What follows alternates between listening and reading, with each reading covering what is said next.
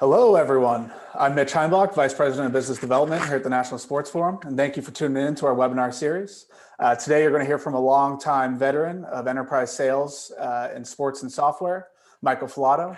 Michael has been a friend of the forum for a number of years, and he's had experience working with over 400 brands in and around the sports industry and helping increase their top of funnel leads. Recently, the NSF had partnered with Full Throttle Falato Leads to help with our marketing and sales efforts. Michael has helped to strengthen our domain's reputation, automate outbound emails with drip marketing, and clean up our database of contacts going back about 26 years. Full Throttle Falato Leads has helped the NSF identify interested and qualified targets across the industry and make sure our marketing emails were getting into as many inboxes as possible. With Full Throttle, our sellers were able to spend more time pursuing targeted, verified leads and less time on cold reach outs. If you're looking to increase your sales productivity and identify more qualified targets, I'd highly recommend reaching out to Michael after this webinar. But before we begin, I would also like to take a quick minute here to let you know that we have announced the dates for our upcoming NSF Virtual Summer Summit. We'll be holding this summit virtually on August 25th and 26th, so make sure to grab your badge during our early bird pricing discount. Just visit our website, www.sports-forum.com, to register now for just $69. But for today, we've got a great webinar planned for you all. With that, I'll kick it over to Michael to talk more on how to increase your top of funnel leads. Hello, everybody. Thanks for having me on the call, Mitch. I've been going to the National Sports Forum since 2006. So it's great to be back and let people know what I'm doing. I'm going to share my screen. At the end, we're going to take some Q&A as well. So let me get this set up for y'all.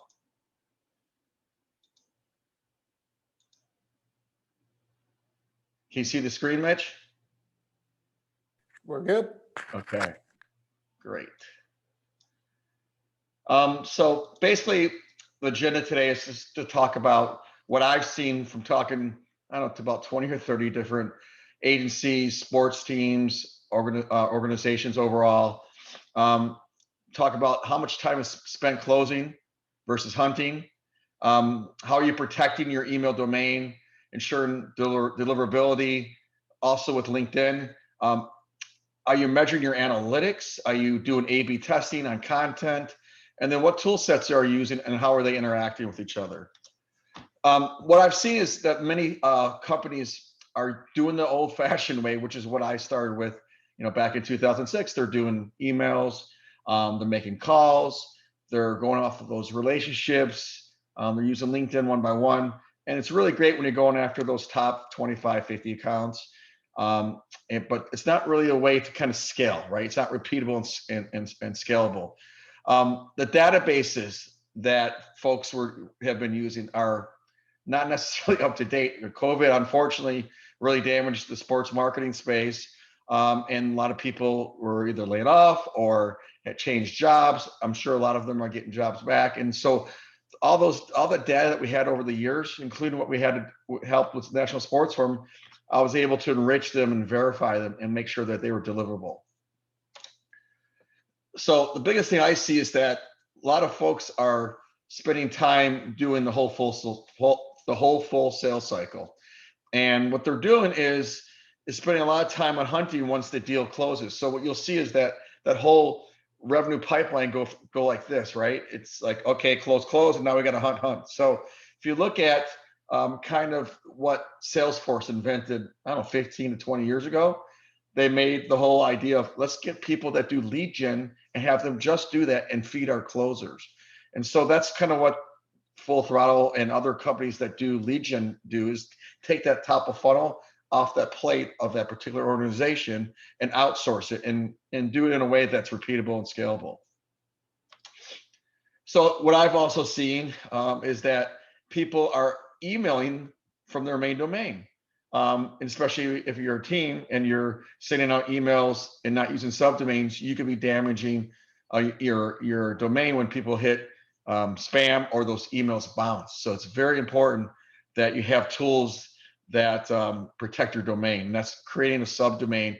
You can read a lot of articles on why to create a subdomain or use different domains for different reasons, so that you protect your main domain, which is your life your bread and butter. Have you verified emails the way they go out? We at Full Throttle have seen that even their main emails going out, they have records. They're called DKIM, DMARC, the DNS records, and a lot of times they're not set up right. So it's a good idea to kind of have that verified as a whole. And then when you set the subdomain, there's a lot of work that needs to do when you kind of set that up that also a company like mine should do. There's also ways to kind of verify your domain, whether you've damaged it from sending out lots of emails, newsletters. There's some websites you can check that, see if you're gray listed or even blacklisted on some of these sites. There's lots of platforms out there that have a bunch of emails like ZoomInfo and other lead gen companies that use this, but they don't always verify the email addresses. Even if they do, it's best to actually have a third-party service verify emails, and that will help with the deliverability rate, and also if they bounce. If those things happen, Gmail, Outlook, even like a constant contact will actually stop letting you email or shut down those emails. Are you doing any automation around your emails or using drip marketing, maybe 3 or 4 emails, over 3 to 4 weeks or 2 weeks even, and kind of doing kind of a path, different emails to different people based on who, what, and how they do things, and doing those personalizations through that. There's also tools out there that do LinkedIn, right? So you have LinkedIn, and a lot of folks will just connect one by one by one. Are you spending time and looking at other capabilities to kind of make that LinkedIn approach repeatable and scalable as well? There's also ways to kind of take that and do things where you can endorse people's skills and basically help them build up their profile, but then also that gives a starting point for you to talk with them. A lot of things that I also have seen that people are not doing is in general is having KPIs for your email approach. Like, are you doing A/B testing? Are you figuring out like what should the open rate be and what should be the appointment rate be? Are you asking for the appointment? Are you using Calendly or some calendar approach? Are you going back and forth 4 to 5 times just trying to book an appointment, trying to figure out what a good time is? There's a lot of people I've ran into that are not necessarily doing all these things that the software space is doing, Silicon Valley is doing, to really kind of drive up their revenue scale really fast. So that's very important. And being able to look at industries, titles, locations, who's responding, who's not, and just kind of changing the way you're doing things as you go, and not just kind of keeping back with the same old thing. The tool sets. Now, the tool sets are interesting because a lot of the teams, at least I know, they're using, I think, Microsoft Dynamics. So that's great, but there's the database side of things, and people are getting ZoomInfo, and you should always make sure that the database you have could somehow feed into your CRM. There's a lot of tools out there that have APIs, that have a midware called like Zapier that can do things that feed things through each other. Also, tool set that every salesperson should have, and you probably all know this already, Sales Navigator. Use it on a daily tool. But taking that Sales Navigator and linking it to a LinkedIn automation tool is very important as well. And then, do you have a team that just focuses on lead generation? Is it up to every person to kind of hunt and kill, those leads and accounts that they're going after, or do you have folks that are just doing that lead gen? I mean, I'm not really just talking about marketing, your marketing department doing that, because you got to have folks that will kind of pinpoint and figure out who you need to talk to, and making it that your closers and seasoned veterans are closing, not necessarily hunting every day. So that's kind of the gist of the information that I wanted to share with you. Then I really want to go into kind of how I do things, just so you could see what my approach is, and then we'll take some Q&A, right, Mitch? Yep, we'll do Q&A at the end. So please input all your questions in the chat box below. So basically what I do is have over 210 million people in the database. There is tons of folks that I've sold to in the past. As you can see on the right, I've did the mobile messaging for the NFL, for the USTA.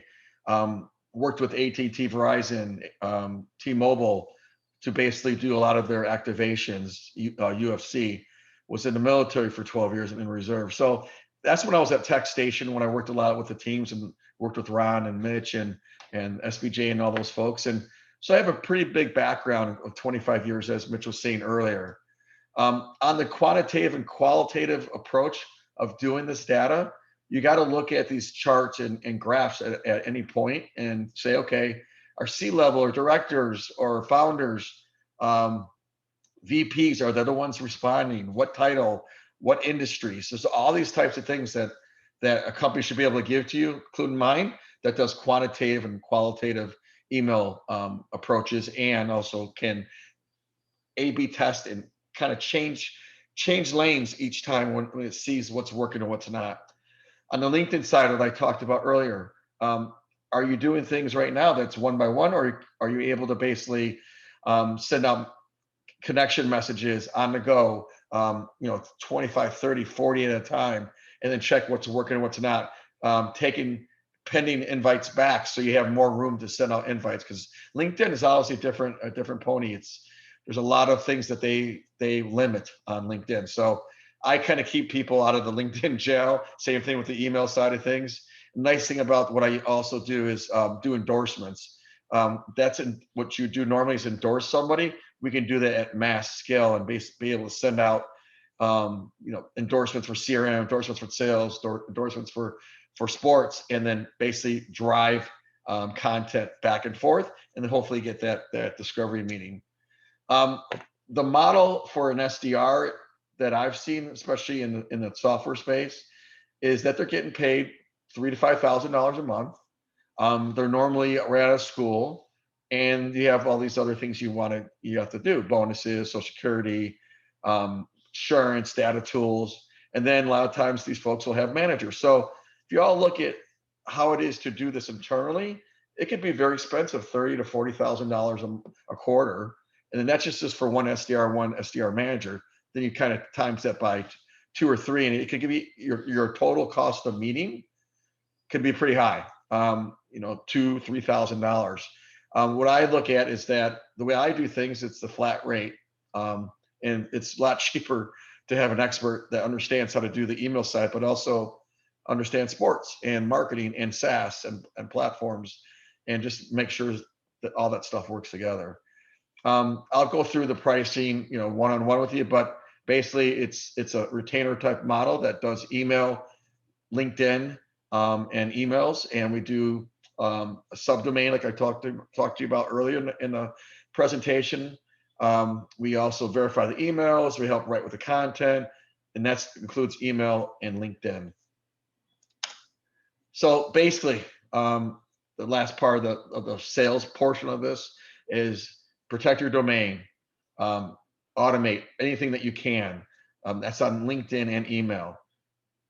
Make sure that anybody that's setting this up has some sort of email engineer that understands. Not IT people don't necessarily always understand how to deliver an email. It's a very specific job title that can do this. I have one in retainer, and like I said, I help write the emails as well and help you focus in on middle to in a funnel. So thanks for your time. I look forward to taking some Q&A. I can be reached, just so you know, Michael at fullthrottlefalatolieds.com. And that's my phone number up there, 512-639-3375. And if you email me, I'll send you my link to my calendar as well. Mitch, why don't you take it away, unless you want me to show the slide for the next event. Yeah, definitely. So I guess I'll just touch on a little bit more. Thanks, Michael. Really appreciate you kind of walking us through how our organizations can improve on funneling leads and utilizing qualified targets to help improve sales productivity. I know before we started working with the Full Throttle, we were definitely very in the dark on a lot of this stuff. And we were, you kind of helped us bring us up to speed, bring us into, 2020, 2021, and help with our email deliverability. As I mentioned at the top of this call, we do have our NSF Virtual Summer Summit coming up here on August 25th and 26th. We've got a lot of great organizations and sports execs already involved in the Summer Summit. And so we hope to see you all there for another great NSF event. We currently are in our early bird pricing period where badges start at just $69. So for more information on the virtual Summer Summit, just visit our website, www.sports-forum.com. I think right now, Michael, we should probably kick it to the questions. I see we have a couple in here if you want to address any of those. Sure. Should I stop the share? You can keep it on. You can keep it on. So we have a question from someone here. What is your average open rates? I'm seeing about 20 to 40% open rate. So it's a lot higher than when you do the newsletters where you see 0.2 or 2%. So that's a big deal. When you send specific messaging to specific people and you personalize it, you should be able to get better open rates. You mentioned spending time. Is that the tool you use on LinkedIn? And if so, how do you use it to stay out of LinkedIn jail? I don't use spending time, so I'm not for sure what that is, but I use a platform, and I basically run that platform for my clients with the email. And basically it gives me warnings if I go over too much activity. So that kind of keeps you out of LinkedIn jail. And it also stops you from sending too many invites that might get you put in a warning list, or where you have to kind of end up writing their email address before you even send an invite. So that keeps me in a safety spot as well. How long does it normally take to get started? It's pretty fast. It's I set up a call to talk about the onboarding process of ideal customer profiles, personas, messaging. Are we going after, if it's a tech company, were we going after certain titles, personas for working with a team? You know, we're trying to sell sponsorships or seat licenses or suites, and then basically strategizing there. The email engineer part of this approach takes about 60 to 80 minutes with one of your tech folks, just so we can make sure that we kind of keep it a separate lane for outbound high velocity emails. What database does my system connect with? My database of over 200 million people is a database that most people use to do marketing to people. So it's not something that I actually built, but something that I connect with. And it works really well for me the way I have it dialed into a high velocity outgoing email server. So it connects with SalesLoft, Salesforce, HubSpot, I think one other one. And then it has open APIs, and it also has Zapier, which is kind of a midware to connect with other platforms. What else? I think that was all the questions. How can you get personalized emails? So there's things called snippets. I'm gonna stop my share. I can't stop the share. You guys want to stop the share? So we're off. Yeah, we're off the share now. Okay, cool. So basically the question is how can you personalize it? The thing that I like to do is the capabilities they have is I can say, hope you're enjoying your Thursday afternoon. So it looks like it's coming right from that person. It looks like when I do this for my clients, it's coming from, like when we did this for Mitch, it came from Mitch. It didn't come from a third party company. And then we're mentioning the company's name in there, the time of day, the verticals. So it could get pretty personalized when you use these things called snippets that grabs information from the database. And then obviously you want to write content for different verticals. Like for my clients, who do ones for financial, ones for sports, ones for SaaS companies, one for consumer goods. And the more personalized the messaging is, the better the open rate should be. I think that's all the questions. Anybody have any more questions?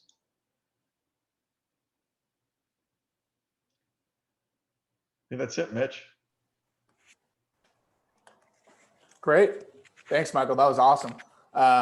So thank you everyone for tuning in today. We hope you all enjoyed today's webinar, and we look forward to seeing you all in August. Stay tuned. We will have some more webinars coming up before that August date. So if you want to stay connected with the forum family. So thank you so much for tuning in. And hope you all have a great rest of your day. Thank you, everybody. Bye-bye. Bye-bye.